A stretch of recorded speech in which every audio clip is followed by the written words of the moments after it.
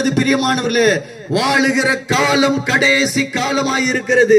கொடிய பஞ்சங்களும் பூமி அதிர்ச்சிகளும் கொள்ளை நோய்களும் இந்த பூமியிலே வரும் என்று இயேசு கிறிஸ்து தீர்க்க தரிசனமாய் 2000 ஆண்டுகளுக்கு முன்பாக சொன்ன தீர்க்க தரிசனங்கள் எல்லாம் நிறைவேறி கொண்டு இருக்கிறது பிரியமானவர்களே. காலம் மாறிக்கொண்டிருக்கிறது. இந்த குட்டை கல்லு குட்டையாய் மாறினது. இந்த கல்லு குட்டை நாளைக்கு என்னவா மாறும்னு தெரியாது. ஆனால் நாங்கள் உங்கள் மத்தியில சொல்ல வருகிறோம், இந்த கடைசி காலத்துல இயேசு கிறிஸ்து உங்களை அழைக்கிறார். இரு கரம் விரித்தவராய் கல்வாரி சிலுவையில தம்முடைய ஜீவனையை கொடுத்தார். உங்களுக்காக ஜீவனை கொடுத்தார். உங்களை பாவத்திலிருந்து மீட்கவே இயேசு கிறிஸ்து கல்வாரி சிலுவையில ஜீவன் கொடுத்தார். அவரை விசுவாசிக்கிறவர்களுக்கு ரட்சிப்பு உண்டு, மறுவாழ்வு உண்டு.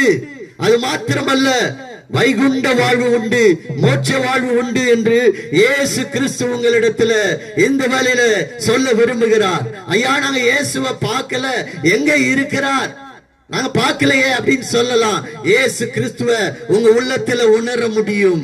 உன் வாழ்க்கையின் சூழ்நிலையை மாற்றுவார். 13 வயதுல இயேசு கிறிஸ்துவை நான் ஏற்றுக்கொண்ட போது என்னுடைய சுபாவங்கள் எல்லாம் மாறினது, என்னுடைய எண்ணங்கள் எல்லாம் மாறினது, என்னுடைய பார்வை மாறினது, என்னுடைய சிந்தை மாறினது, என்னுடைய வாழ்க்கை மாறினது. பிரியமானவர்களே, இன்றைக்கு மாற்றத்தை விரும்புகிறவர் இயேசு கிறிஸ்து. என்ன மாற்றம்?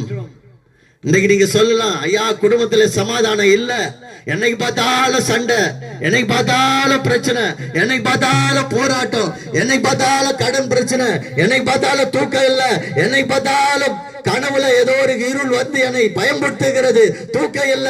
கண்ணீரோடு இருக்கிறீங்களா தாய்மார்களே, சகோதர சகோதரிகளே, இந்த வார்த்தையை கேட்டுக்கொண்டிருக்கிறவர்களே, இயேசு கிறிஸ்து இன்றைக்கு உங்க வாழ்க்கையில விடுதலை கொடுக்க விரும்புகிறார். ஏன் தெரியுமா? பைபிள் வசனம் சொல்லுது, அப்போஸ்தலர் நடபடிகள் 10ஆம் அதிகாரம் 38ஆம் வசனம் சொல்லுது, அவர் நன்மை செய்கிறவராய் சுற்றி திரிந்தார். இயேசு கிறிஸ்து நன்மை மாத்திரம் உங்கள் வாழ்க்கையில செய்கிறவர். இன்னைக்கு மனுஷர்களை பாருங்க, ஒரு இடத்துல நன்மை பெற்றுக்கொள்ளும், ஒரு இடத்துல தீமையை பெற்றுக்கொள்வோம். உங்களை வெறுக்கிறவர்கள் அநேகர் இருக்கலாம், உங்களை நிந்திக்கிறவர்கள் அநேகர் இருக்கலாம், அவமானப்படுத்துகிறவர்கள் அநேகர் இருக்கலாம். ஆனால் இயேசு கிறிஸ்து நன்மை செய்கிறவர். என்ன நன்மை? உங்க வாழ்க்கை சீர்படுத்துகிறவர், உங்க வாழ்க்கையில சமாதானத்தை கொடுக்கிறவர், உங்க வாழ்க்கையை மறுரூபமாக்குகிறவர், வாழ்க்கை நிலையை மாற்றுகிறவர். நிந்தையோடு அவமானத்தோடு தலைகுனியோடு இருக்கிறீங்களா? உங்க தலை உயர்த்துகிறவர். அவரை நம்பினவர்கள் வெட்கப்பட்டு போவதில்லை என்று இயேசு கிறிஸ்து சொல்லி இருக்கிறார். இன்றைக்கும் அருமையான சகோதர சகோதரிகளே, நம்ம வாழுகிற இந்த காலம் கடைசி காலமா இருக்கிறது. உலகம் அழிவை